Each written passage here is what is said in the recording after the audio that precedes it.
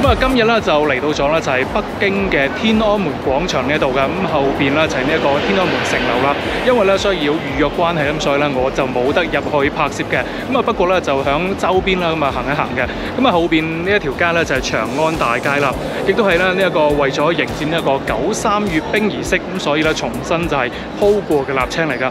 根據一啲咧就係北京嘅司機話啦，呢一個瀝青路重新鋪砌咧，用咗1晚嘅時間就已經完成咗全新嘅瀝青路面嘅呢一個鋪砌㗎啦。所以咧93閱兵式之後咧，亦都係第一次再嚟到呢一個長安街呢度天安門廣場呢度啊。而家仲係聞到咧就係非常之濃郁嘅瀝青味道嘅。咁我而家所在嘅位置咧就係經過安檢咗之後咧，先至可以行入嚟嘅。因為咧呢個係屬於天安門一個管制嘅區域啦，咁所以咧入嚟嘅時候咧都需要咧就係查身份證明啦。咁我因為咧冇身份證在手，咁啊所以咧只可以交咗護照俾佢查驗啦。啱先咧就喺長安街嘅對面，即係天安門城樓嗰邊嘅。而家就行到過嚟咧就係另外一邊啦。呢度咧就係中國國家博物館嘅。咁啊呢一邊咧亦都係通往呢一個毛澤東主席紀念堂啦，同埋天安門廣場嘅入口位置嚟嘅。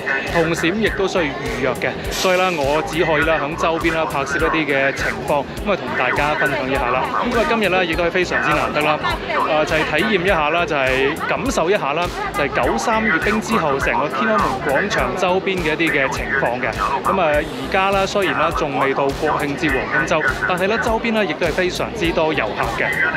咁啊亦都提醒大家咁啊嚟呢一個天安門周邊呢個景點嘅話咧，故宮咁樣嘅話咧，一定要預約嘅，或者啦就揾一啲嘅旅行團啦，或者一啲私人嘅旅行團，咁啊同你搞掂晒佢啦，咁就免卻咁多麻煩啦。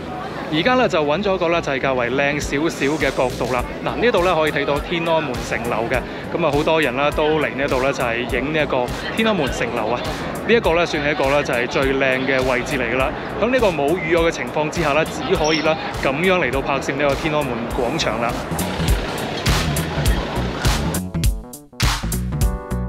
好啦，咁呢一度咧見到咧就係北京市嘅公交1號線一路車。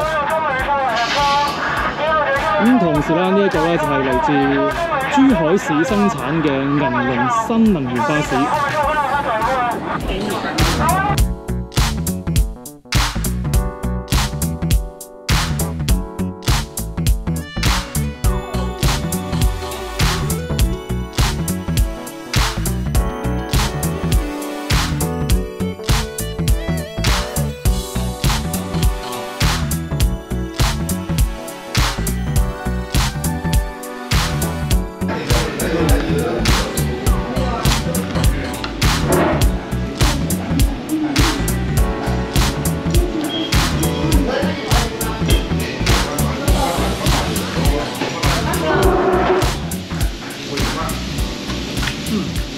非常之好味。